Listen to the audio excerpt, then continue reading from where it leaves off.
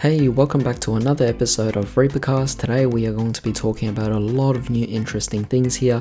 Let's just get started right away. The first card we have here is called 1x1, kind of like a play on words with 1-for-1. Maybe it has a similar effect. It's a normal trap card and you can only activate one card with this card's name per turn. Send one monster from your hand or field to the graveyard, then target one of your level 1 monsters that is banished or in your graveyard, except the sent monster, and add it to your hand. So it kind of is similar to 1-for-1. We actually get to recycle our own card again, and it has the same discard cost as well, so it's definitely quite appropriate. But given that it's a trap card, it's obviously going to be quite slow, and I don't see many people actually incorporating this into their deck. The next card we have here is called Triton Mu Beta Fafnir. I mean, that's really interesting. Fafnir, is this Beyblade? But it looks really cool. I love the artwork. It's a Link 1 Xyz monster, just looks really awesome. It's a rank 1 light machine Xyz effect monster, 2000 attack, 0 defense, requires 2 level 1 monsters. You could potentially use even more than that as well. First and third effects can only be used once per turn. First effect, if this card is Xyz summoned, you could send one Triton card from your deck to the graveyard. Second effect, if you attribute a monster for a ritual summon, you could detach the appropriate Xyz material from this card instead. Third effect, when an opponent's spell trap card is activated while you control a machine ritual monster, as a quick effect you could detach one material from this card, negate the activation, and if you do, destroy it. Instantly with the second effect, I could already see it being used in my Relinquish deck. That would be quite fun. However, as an overall, this card is definitely quite interesting. It is quite amazing for the fact that it does already have a negation ability, and the fact that it also allows you to just ditch off your Triton monsters to the graveyard, which is just fueling your resources. Next on our list here is the Lightning Overdrive set itself. So we're getting a lot more information now. It's actually going to be coming out in May the 13th, 2021, I believe. It's not 2020, it's 2021. I think that's a mistake on their part, but this is going to be very interesting, of course, because there are a lot of things that we're going to be focused on. As expected, I did actually predict that the more our sets would actually be coming out later on this particular year, at least in 2021, it's going to be focusing more on the Xyz era, and I'm very happy to see that the main card that's actually listed on the front is a new Chaos 39 Utopia Ray, which is absolutely amazing. Of course, I love the new artwork for it, looks really great, and it's good to know that we're getting some more ZW cards, and we're also getting some rank up magic cards as well, because that's quite appropriate for the Xyz era. Of course, I've already mentioned this in the past as well, in the previous Reapercast video, that I will be buying into this set for the fact that they have Rose Dragons, and that is absolutely amazing. The Rose Dragon support is just really good, and there's also a lot of different archetypes that's also being supported as well. That makes me want to actually buy this particular set. It just seems like a really nice set. We're getting 100 new cards in this particular set, so quite a big set.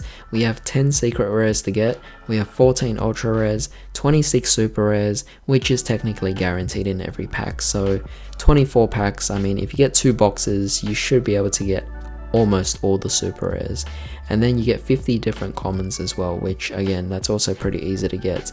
But yeah, with the ultras and the secrets, that seems to be quite a lot. I mean, the ultras won't be worth too much money. I mean, it's quite rare for an ultra rare to be an expensive card. We see that mostly in secret rares, but even so, I think at least 2 or 3 of the cards would definitely be quite expensive among the ultras. Moving on here, we also have some quite big news. We have here the Cyber Structure deck out. So this is going to be quite exciting because of the fact that Cyber Dragons are getting their own revamped structure deck. Of course, they already had their structure deck released in the past, but keep in mind they are doing these whole reloaded structure decks where they're bringing back these old structure decks again by revamping them, of course. And this is interesting because it's coming out in May the 15th, 2021, of course. We don't know if this is actually for the OCG or the TCG, but given that OCG hasn't actually received it yet, then it's most likely that it will be for the OCG. The TCG might actually come quite later, because we still haven't got our Ice Barrier structure deck just yet. But knowing the fact that we're actually going to be getting a Cyber Dragon deck is definitely big news for us, so I'm definitely very happy about that. And finally, we have one new card here as well, a new fusion monster called Drac Crown of Mysterion, very nice name. It's a light spellcaster fusion effect monster, 3000 attack, 1500 defense, and it's a level 8. You can only use this card's second effect once per turn. It cannot be used as a fusion material. I think that's quite appropriate anyway because it looks like it's going to be a boss monster anyway. However, that kind of does eliminate the fact that you could use a super poly during your battle phase by using this card as a material, so that is quite unfortunate. However, the first effect is already kind of a downside because it loses 100 attack for each of your banished cards, meaning if your opponent is playing any kind of deck that forces you to banish your cards, this is not going to be a good boss monster. Keep in mind, anyone playing Necroface, it's game over for you, for this card at least. It's pretty much not going to be usable. Now as for the second effect, if a monster is special summoned by its own activated monster effect, or by the activated effect of a monster with the same original type, you can target one of those summoned monsters, banish it, and all monsters on the field with the same original type. So it's going to be very specific to actually, well, I guess focus on more specific archetypal decks that actually focus on the same type, so I don't really see this card being good. It's also generic as well, to a certain degree. The materials required to summon this is one spellcaster monster and one dragon monster. Whether you guys believe this is a generic enough card or whether it's good enough is completely up to you.